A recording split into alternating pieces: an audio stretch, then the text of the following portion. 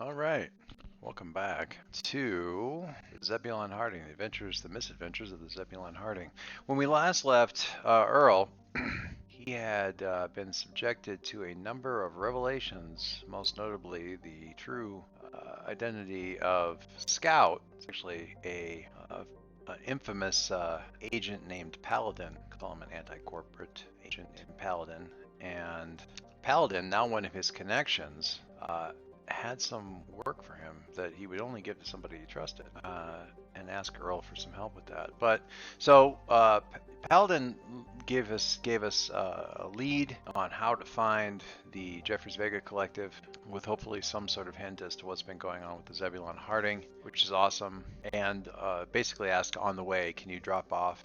Can you deliver some information and pack, basically materials and stuff to some locations along through the Morien Pyre out here to the left here, which is fine. And that's great. I'm perfectly happy and willing to do that. But right now I'm sitting at health at 3, supply at 1, and I'd like that not to be the case. So before I leave the settlement of Glimmer, on the world of Varus, I'd like to sojourn and see if I can't recover some of this stuff a little bit. We've got a bunch of options here, but Sojourn lets you, if you make this move, you get to basically take a strong hit. Assume an automatic strong hit for each one of these: heal, hearten, repair, and resupply. Or resupply, I get to take 2 of these. So I'm going to take a shot at that. That is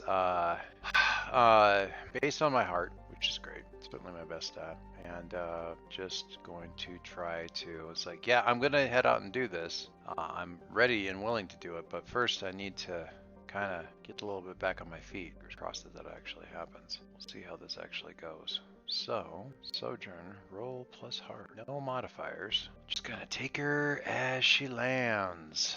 Well, that's terrible. Okay, so starting off strong with a failure, a miss. I can burn all my momentum to get a weak hit. All right.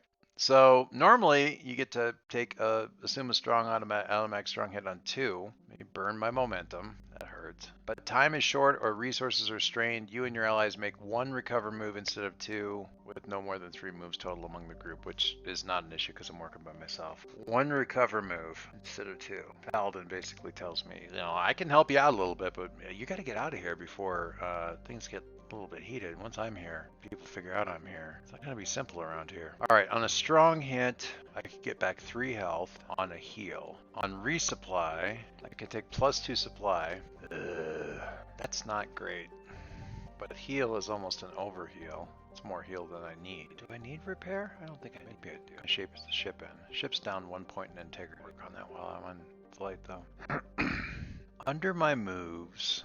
No, not under my moves. Under my assets, I can resupply by scavenging a wreck or ruin or an abandoned site. I might be able to use that while we're remembering this. I'll also say that Paladin makes a point of saying, listen, Meridian Station, they're not going to just let you just hang out. They know where you were headed.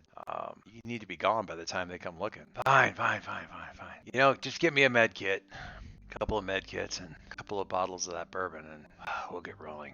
I think I need I need the health. It's a lot easier for me to resupply than it is for me to heal. Even though that's overkill, I'm going to take that health and get that back up, that move. Zeb, fire up the engines. We got to head up into the middle of nowhere. We are fully loaded with the supplies that Scout...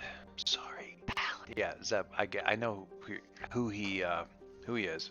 With the supplies that Scout, I can hear Zeb say the air quotes, has asked us to deliver, and I have the rough coordinates, although we will not be able to use a stabilized wormhole to get there. Well, I guess we're just going to have to skip and hope for the best. So, we're going to be setting out from the Zebulon Harding. Remember to sojourn. Well, too late for that. And start heading out this way and see what we get. So, I'm gonna get back in here and look at the moves for setting out into space. What the hell Paladin's up to? Alright, moves. We're gonna do some exploration. We're gonna undertake an exploration. When you trailblaze a route. Now what I'm doing with this, I should make this clear. We're doing an expedition. Give the expedition a name and a rank. So I'm gonna get some progress up in here. And we're gonna say set out on Paladin's route to Jeffries Vega.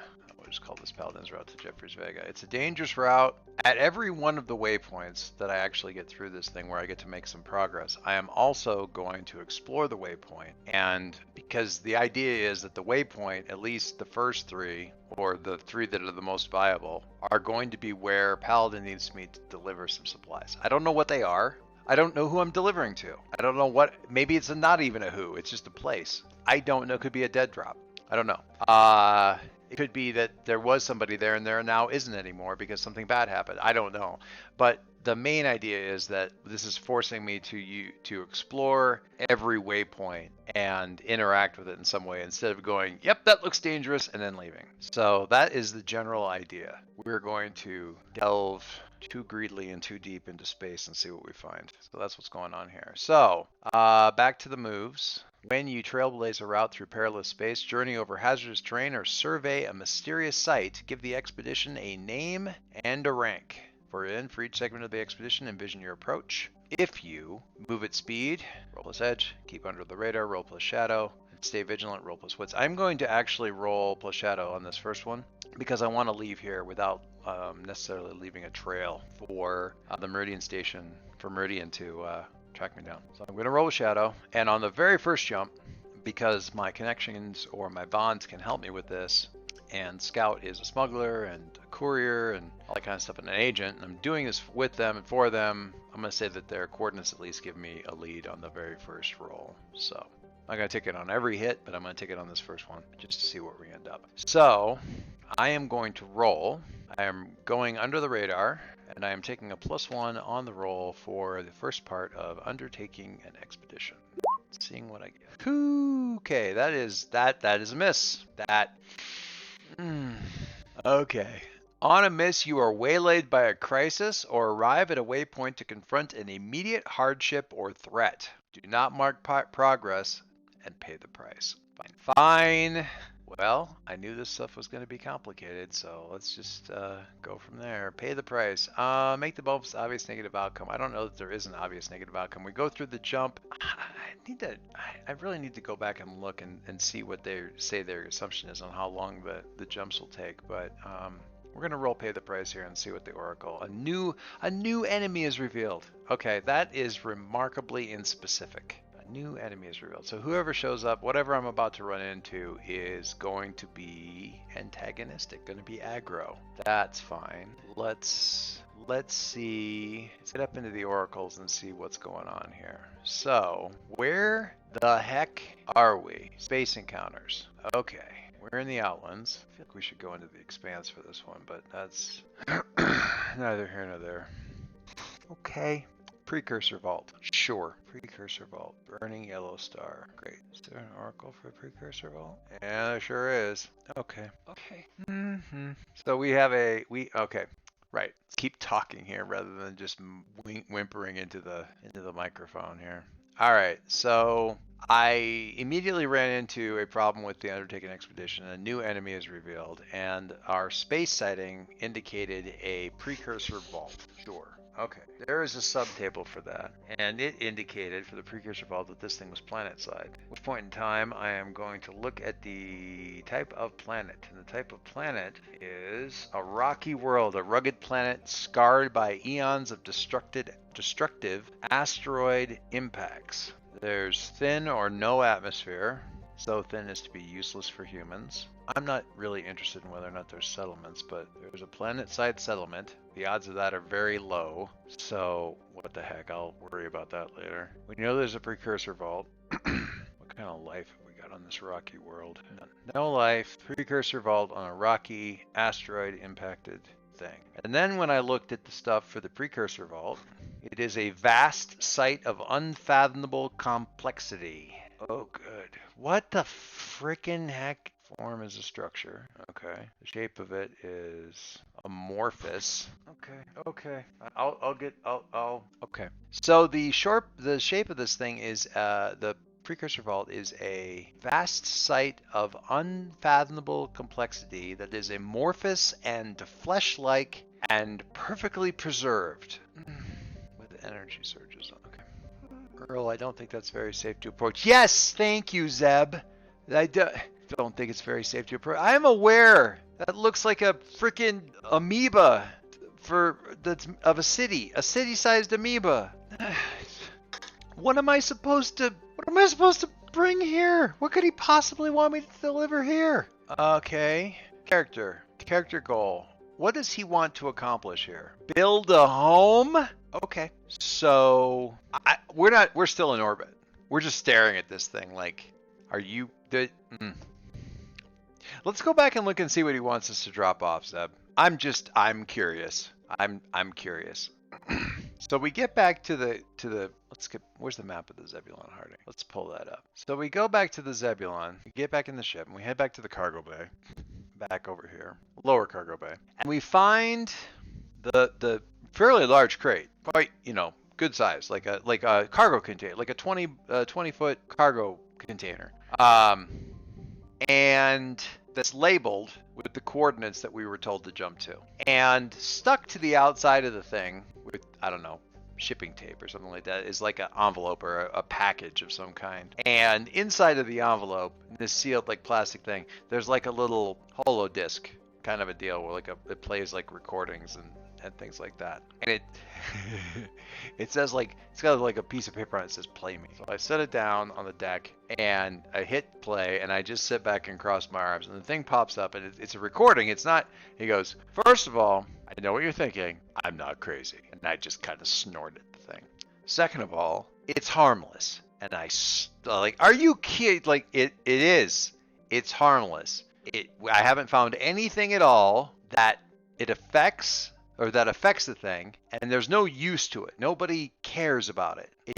It flinches back from certain kinds of things, and it ignores pretty much everything else. As far as that goes, it's the perfect hideout, and that's what I need you to do. I need you to drop this off and establish. You're going to be the only. This is how you know I trust you, Earl, because this is going to be one of my drop sites, one of my safe houses. I want you to drop down. I gave you the coordinates on the planet, right in the middle of that thing, exposing the element that is in the first container inside this larger container. That'll make it pull back. Then you drop the prefab unit in, leave the exposed element right next to it, and it'll kind of pull back in around it as soon as you leave.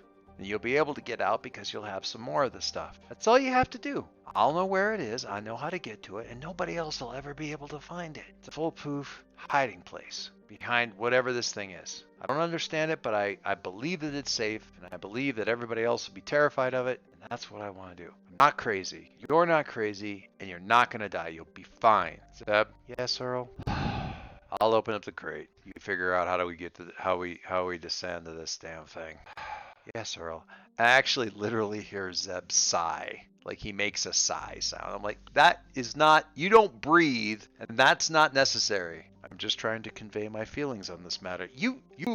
I don't want to be mean and say that he doesn't have feelings. Your feelings are noted, Zeb. Thanks very much. I'm not super happy about this either. So I open up the crate and I get out the first big container. I hope this thing doesn't give me freaking cancer. And I get it out over here to this, there's a lower platform in the center of the, I gotta zoom in on this thing so you guys can see this better. So this particular ship, in the bottom belly of this thing, there's a cargo bay, but then the center of the cargo bay, this whole like lower area kind of like sinks down like an elevator. So you could land on the surface like on a planet, and then this thing would lower back down like an elevator right down to the ground. So I figure if I put whatever I need to expose to this thing to get it to draw back on that, and then lower it while we're like hovering, it'll kind of pull back and we can land theoretically. This is a terrible idea. All right. So what we're going to do now is we are going to make preparations by securing advantage. We are moving with, if we are acting with resolve, because this is stupid and we're being courageous. So I'm going to say that we're acting with resolve. We're going to lower this thing down and we're just going to get this thing done. So we're going to roll our securing advantage plus heart, no bonuses.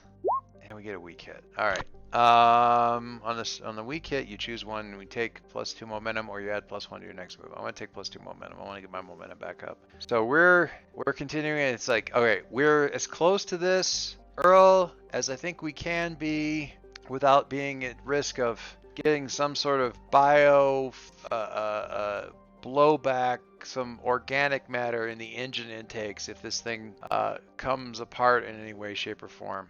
All right, I'm lowering the hatch and I'm exposing the element. See if this thing pulls back from it.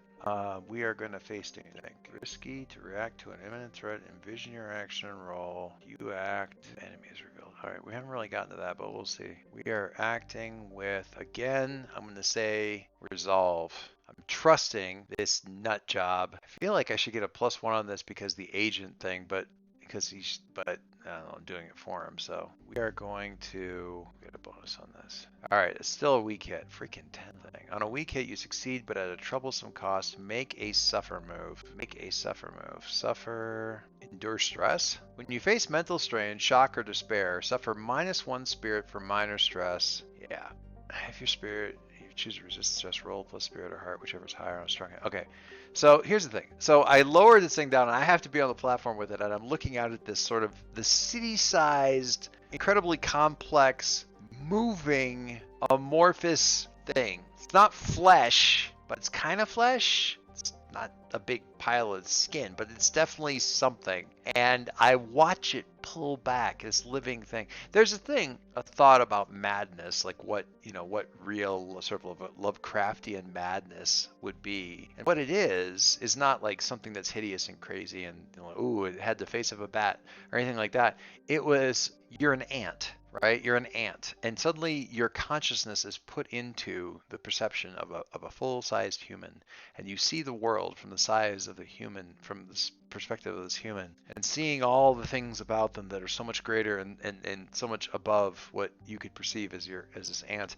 And then having perceived all of that and been forced to see all of that greater thing than you, your consciousness is slammed back into the body of the ant, and you're left trying to process that in your now limited headspace. And that's kind of that's a greater version of this minor thing that the Earl's being subject to, because he sees this thing the size of the city basically flinch back and draw back in response, and choking practically on his own tongue. He chokes out like, Zeb, it's pulling back. Start descent. That may be one of the bravest things that Earl's ever had to force himself to say. But I am going to take a spirit hit because this is creepy, and because I want to see if I can kind of hold this, I'm going to see if I can shake it off. So I am going to roll my. Let's pull this for a second.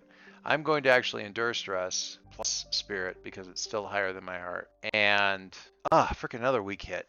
Freaking 10s are killing me. Even on a 9. On a weak hit, if you are not shaken, you may lose momentum in exchange for 1 spirit.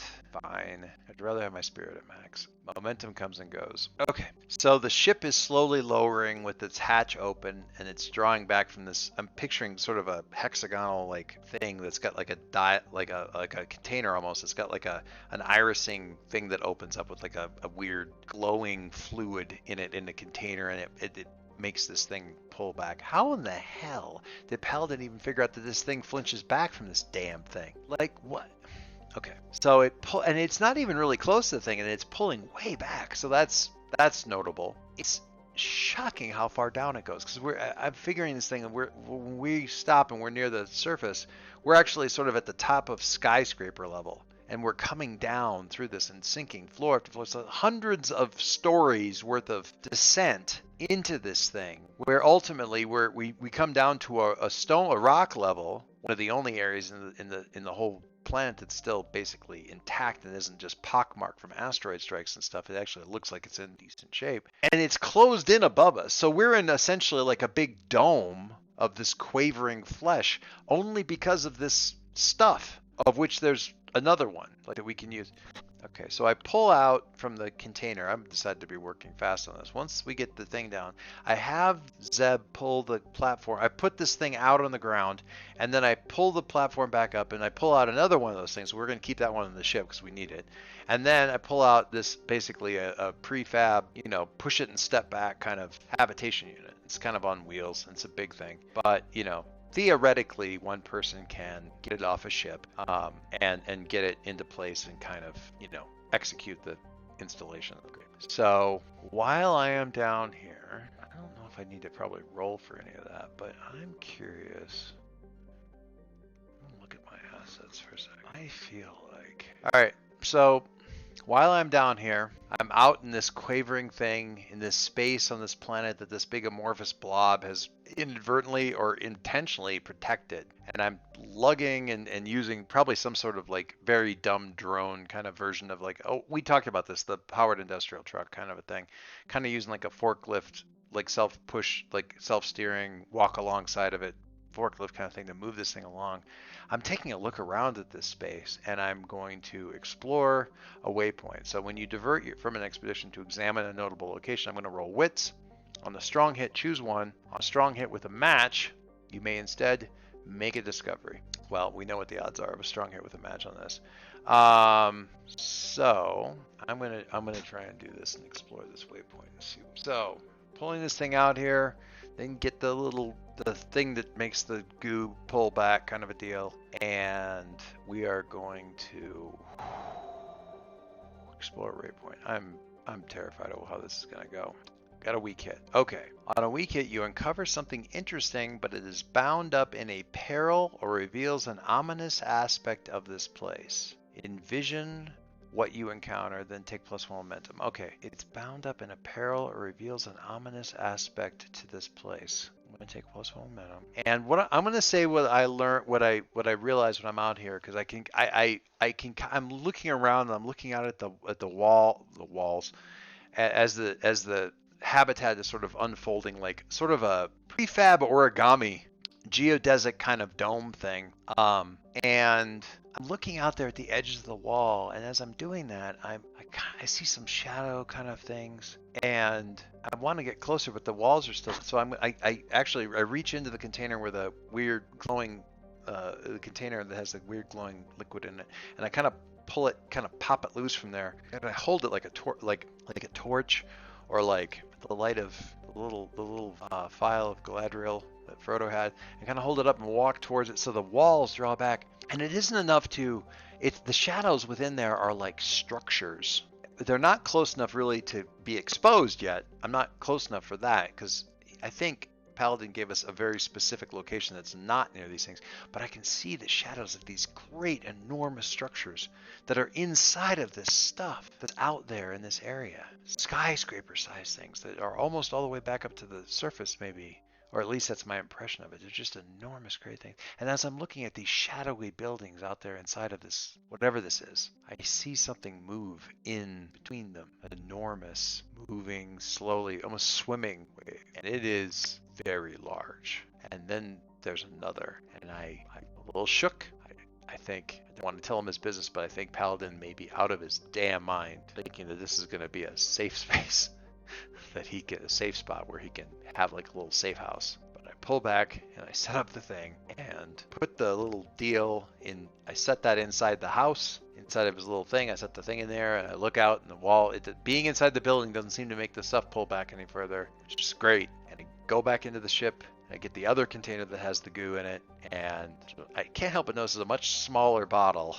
Fine. I take that in my hand and I lower down on the platform, and I say, okay, Zeb, fly us up out of here slow. Give it time to pull it back. And it doesn't give us nearly as much room, and it kind of closes around us below before we actually get out at the top. But we leave that domed space behind and slowly extract ourselves up and away from this space and out to the top. And I can't fault him. He's right. Looking down, you can't tell where this is at all. There's no way to tell. I still think it's a terrible idea, but the delivery, at least, is made. So I am going to, that's creepy. I am going to mark, wait, that's my vow here.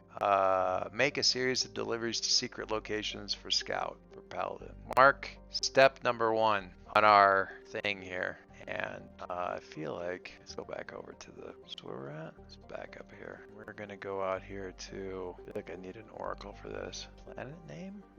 Prism. Oh, hate that. Not for this. Call it Dead Rock. Alright, I'm gonna put a little thing out here and move the ship out to this little square here. And we will put, and now we'll put some more information out here on Dead Rock at some other point. But for right now, we have Dead Rock, amorphous, blob, precursor, blob. Talk about using like tech that you don't understand in ways that it was never intended to be used. Good job, Paladin. But then again, if that buildings are in there and these giant things are in there, maybe we're using it exactly the way it was intended. That doesn't make me feel better, honestly. Time's getting on here.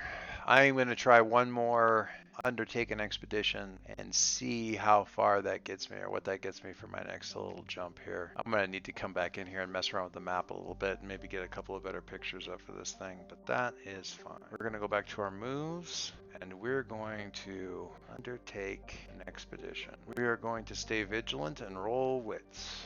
No bonuses. Let's find out. Still a weak hit. I haven't had a strong hit yet. I just want to point that out. I haven't had a strong hit yet. I did have a failure. 2 failures? I did have a failure to mark. Gotta remember that. Weak hit undertaken next bay is better than a miss. On a weak hit, as above, but this progress costs you. You reach a waypoint, mark progress per the rank of your expedition. Your progress costs you, choose one. You can suffer cost in a route, make a suffer move, or 2 -1 suffer moves. Face a peril at the waypoint and envision what you encounter. Well, okay, so mark progress on your expedition. Happy to do that. And find peril at the waypoint. Well, peril at the waypoint seems to be Paladin's brand for this. So let's see what we get. Debris field, mineral asteroids. Okay. Hypergiant star generating turbulent solar winds. Super. Isolation or fear presses in. Interesting site offers opportunities for exploration. So we have a debris field, hypergiant star generating turbulent solar winds, isolation or fear presses in. That's interesting to me. I'm gonna immediately jump to a shattered world, a planet sundered by cataclysmic destruction. So we've got this hypergiant star generating turbulent solar winds and a debris field of mineral asteroids, and then this sundered planet. You guys ever see the latest Voltron? Some of the planets were really messed up. There's settlements? No settlements. No atmosphere. Fiery planetary core. I can see the flipping planetary core. That is definitely a planet that's messed up. Observed from space, you can see the fiery planetary core. Okay. Exposed caverns, you think? And life? I think I already did life. No settlements, but is there life? Extinct. Extinct life. Exposed caverns, extinct life, fiery core. Why am I here, Paladin? Why the hell am I here? Craft an object. Okay, so I go down to the cargo bay, and I go to the big shipping container that's labeled with the coordinates for this destination. Fiery planetary core, supergiant, hypergiant star generating turbulent solar winds, a planet, a shattered world surrounded by a mineral field of debris, mineral asteroids in a debris field around this shattered world, the fiery planetary core exposed, caverns exposed, the world, the life on the planet extinct. And I open up the container, and inside the container there's a couple of lesser crates. There's a video, another one of the holographic things, and then there's one of the crates is labeled equipment, forging equipment, and one of the crates is labeled forge supplies. And I set the little holographic thing on top of one of the crates, and I tap the top. Paladin pops up and says, "I'm not gonna lie, Earl, this one's going to be tricky." That's where we're gonna stop, because Paladin's character goal for this one is craft an object. So that's where we're going to start next time, where I apparently have to go to the exposed planetary core and craft something. I hope it's the planetary core, not the fucking star. This one's going to be tricky. Okay, I kind of like this. This is crazy and fun. So shattered world. We're gonna try to forge something at the heart of a shattered world. Sure we are. This seems sane. All right, guys, that's all I got for tonight. I'm looking forward to seeing how this goes. Paladin is playing this world. He's running his life at a level that I am just not functioning at, because this is some highfalutin crazy ass shit. So, well, find out some more about that next time. Tune in next time when Earl dies or cooks himself like a barbecue. One or the other. Thanks for coming. I will talk to you all soon.